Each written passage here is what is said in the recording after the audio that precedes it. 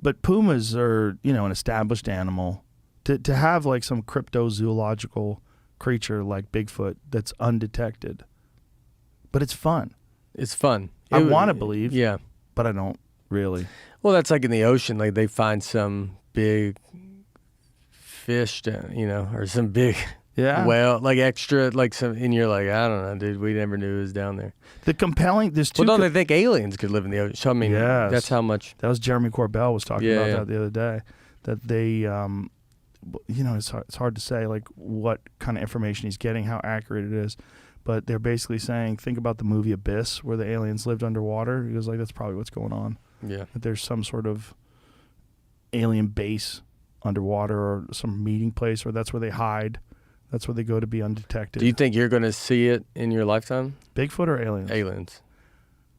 Like, where it's like, oh, like we have to like talk to them now. We have to like interact with them. There's a video that is impossible to ignore. There's some things that are impossible to ignore. And then there's eyewitness testimonies of people who are rock solid, totally dependable, like fighter pilots who have seen some things. Like the best examples, this guy, Commander David Fravor, who was off the coast of San Diego in 2004. And this is corroborated by multiple points of data. They had this tracking system that tracks things above Earth's atmosphere, and they found this thing went from above 60,000 feet above sea level to 50 feet above sea level in less than a second. They have no idea how it's doing this. They have no idea. There's no method of propulsion that's visible. They followed this thing. They locked onto it. It blocked their radar. It blocked their tracking systems, rather. And then it jetted off at an impossible rate of speed. And then the Nimitz relocated this thing at their cat point. The cat point is where the fighter pilots, when they're doing this test, they're doing this exercise, they were supposed to meet at this very specific point. And that's where this thing had gone. Like this thing had read their manifest and knew, like, or read their plans and knew where they were going. What's wild? That is way more compelling to me than Bigfoot. The Bigfoot thing is just fun, but the alien thing is fun and likely. There's something going on. And so I go back and forth. Sometimes I think maybe it's some sort of government drone that's like so sophisticated and it's totally top secret. And if we ever go to war with China, that's when they're going to break it out.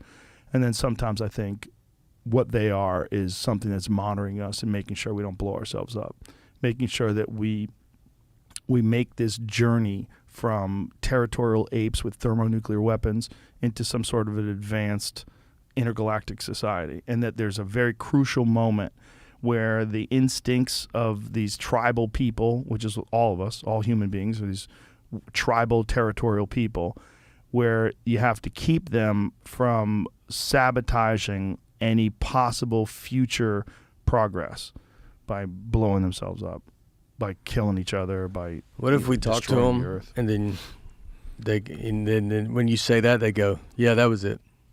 Is that easy? Like, not that easy, but like you just go, is that it? You go, yeah, that's about it. We're trying to keep you guys from blowing yourselves up. This is like, but maybe that's like the natural thing that you see, like when civilizations advance. Like there's a very precarious moment where like they have the capability of blowing themselves up, but the reason and the logic to not do it. But they also have these instincts to control resources and take over territories. They still have those instincts, but they have to bypass that. They have to figure out how to, and so that's when aliens start circling and just keeping an eye on us. Yeah.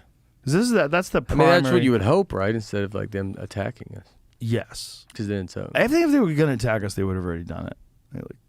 Like, if they really could do all those things, they could probably take out our power grid pretty easy. Apparently, the stories are that they're able to shut down nuclear launches and nuclear facilities, and that they do that, and they hover over military bases, and that they'll just shut everything down just to let you know, hey, bitch, I can that's just wild. flip that switch. So don't get too fucking squirrely out there. That's so crazy.